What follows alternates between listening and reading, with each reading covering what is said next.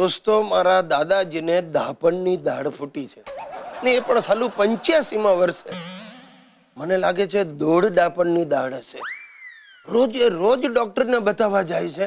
સવાર સાંજ ચોખ્ખા ઘીના શીરા ઝાપટે છે ને રાત્રે 1 લીટર દૂધ ગટગટાવી જાય અને કાંઈ પણ કહેવા જોઈએ ને તો બસ ખખડાવી મારે છે. અરે દવાની ગોળીઓ લાવ્યો. હા, લઈ આવ્યો છું. આલો ગોળીઓ સવાર સાંજ લેજો. હા ભલે. ગિરિયા, આજે જમવામાં પૂરણપૂરી બનાવડાવી છે, જરા સારું પડે. અરે શું સારું પડે, તમારે તો સારું જ છે બધું. આ નસીબ ને દાંત બંને તમારા લાભમાં જ છે. પછી ભલે અમારું જે થવાનું એ થાય, તમને તકલીફ ના પડવી જોઈએ. એ ગિરિયા, વધારે વાયડો નહીં થતો.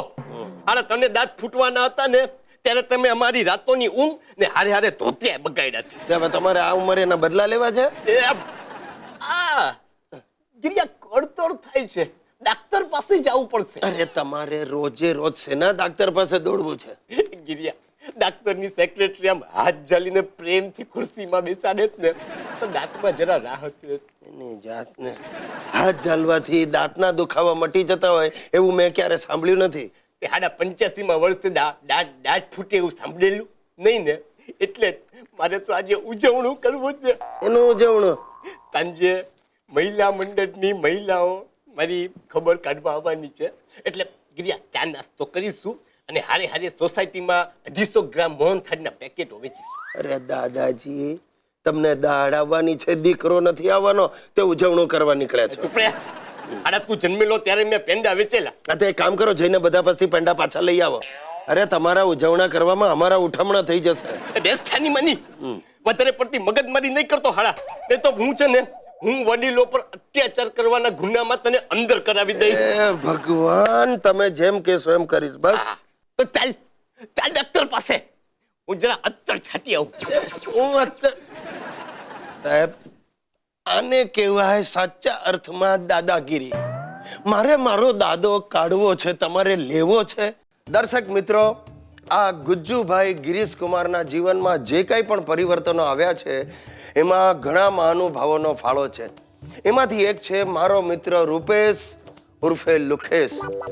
બહુ પરગજુ, બહુ ભોળો, બીજાનું કરી નાખવાની જ એની ભાવના, એટલે કે બીજા માટે કશું કરી છૂટવાની એની લાગણી.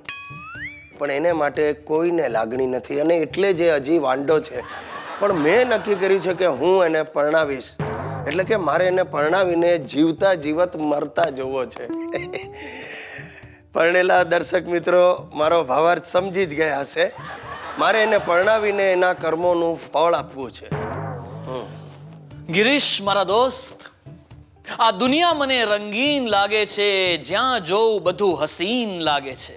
ભાઈ ક્યા બાત હે લુખેશ, તું તો ગરીબમાંથી ગાલિબ બની ગયો હે.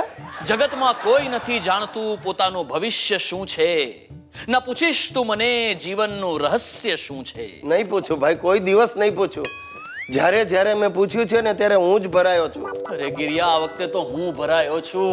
Very good. અરે ડૂબી રહ્યો છું પ્રણયની નદીમાં દોસ્ત. એટલે હાલા લુખેશ, તું પ્રેમમાં પડ્યો છે?